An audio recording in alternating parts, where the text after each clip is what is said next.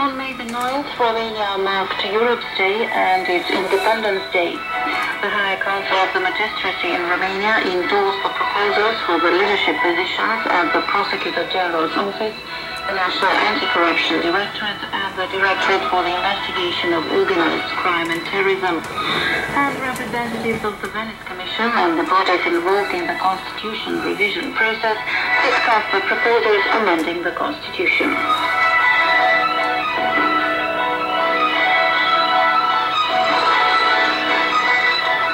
According to the message conveyed by the Romanian President Băsescu on May the 9th, Europe's Day, the biggest challenge of the moment is politicians' capacity to convince citizens that the European project is still the only one that can guarantee a peaceful and prosperous living, and Romania's integration into the EU must continue, even if it entails an additional transfer of national sovereignty. In his message, the Romanian Foreign Minister said that Romania's main motivation in its journey towards the EU was the awareness of its belonging to a community of values that it had been separated from for over half a century. Several events were organized in Romania to celebrate Europe's Day. In Romania, May the 9th is also Independence Day. In 1877, the then Foreign Minister, Mihail Gogălnicianu, proclaimed in Parliament the independence of the Romanian state from the Ottoman Empire. The Prosecutor's Department of the Higher Council of the Magistracy in Romania on Thursday endorsed all proposals for the leadership positions at the Prosecutor General's Office, the National Anti-Corruption Directorate, and the Directorate for the Investigation of Organized Crime and Terrorism. Tiberiu Nițu was endorsed for the position of Prosecutor General, Laura Codruța-Coveși for the position of Chief Prosecutor of the National Anti-Corruption Directorate, and Alina Bica for the position of Chief Prosecutor at the Directorate for the Investigation of Organized Crime and Terrorism. According to the law, the endorsements made by the Higher Council of the Magistracy, which are advisory, will be submitted to the Justice Ministry on Friday. The one that can validate the appointments is the head of state. Proposals were made last month by the Social Democratic Prime Minister Victor Ponta and triggered fierce debates within the ruling centre-left alliance. The Romanian Constitutional Forum will draft a report on the proposals for amending the Constitution. So far, the Forum has gathered thousands of amendment proposals, which will be synthesized after talks with the Venice Commission experts and will be submitted to the Parliamentary Commission that will draft the new Constitution. The proposals were debated on Wednesday and Thursday in Bucharest by the national bodies involved in the Constitution revision process and representatives of the Venice Commission. One of the issues that the power wants to solve is the clarification of the relation between state institutions, in particular between the President, the Prime Minister and Parliament.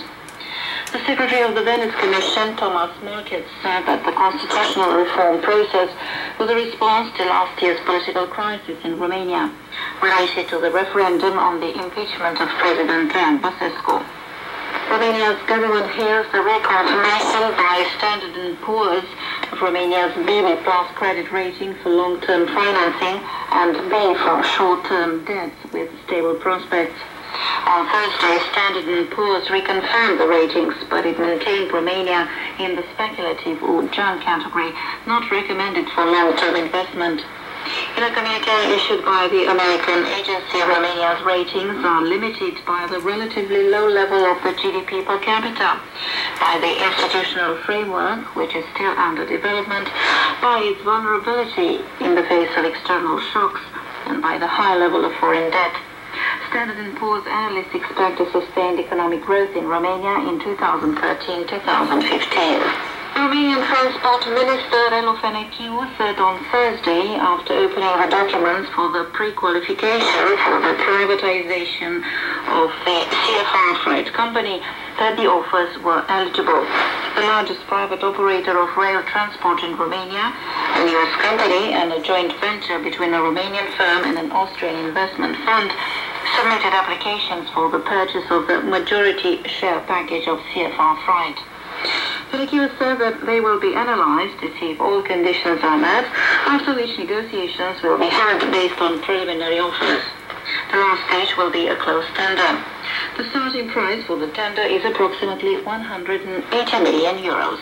And that was the news. The radio newsreel continues on Radio Romania International. In Romania, 9th of May marks three important events: Romania's Independence Day, Allied Victory Day in World War II, and Europe Day.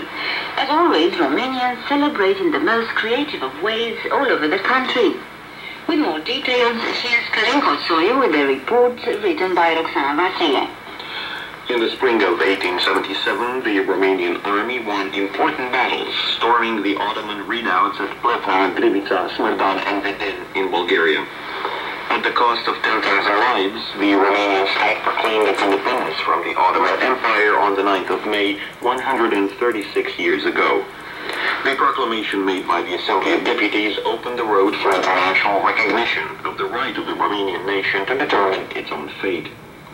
Over half a century later, on May the 9th, 1945, the Third Reich finally capitulated. The unconditional surrender of Nazi Germany at the Soviet headquarters in Berlin ended World War II. Only 5 years later, in 1950, the French Foreign Minister, Robert Schuman, made a proposal for Germany and other European states to lay the foundation of a federation deemed indispensable for maintaining peace on the continent. On the 18th of April 1951, 6 states, Belgium, France, Germany, Italy, Luxembourg, and Holland, signed the Paris Treaty creating the first European community, the European Coal and Steel Community. This ushered in a new stage in the evolution of the old world based on economic cooperation and legislative harmonization instead of violence and coercion. In 1985, when the European project was clearly defined, the 10 states forming the European community declared 9th of May Europe Day. Romania celebrates it too now, officially since the 1st of January 2007, when it joined the European Union. Prime Minister Victor Ponta said that Romania found answers to both economic austerity and economic growth, both issues debated intensely at the European level. Pe de o parte, suntem una din puținele țări ale Uniunii Europene care am... We are one of the few European Union countries which had a significant fiscal budget consolidation, at the same time adopting economic growth measures, creating jobs, and stimulating consumption.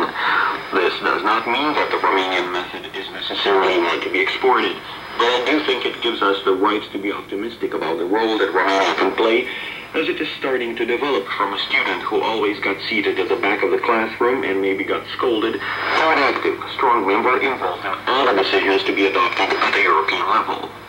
That was Prime Minister Victor Ponta. 6 years on from Romania's EU integration, President Traian Băsescu said that the European Union, in spite of its shortcomings, remains the only viable solution for Romania. The National Bank of Romania has downgraded Romania's inflation forecast for the end of the year from 3.5% to 3.2%. Governor Muguri Sărescu says the new forecast is slightly lower than the previous one issued in February. The National Bank of Romania estimates a 3.3% inflation rate for the end of 2014, which is higher by 0.1% than this year's. More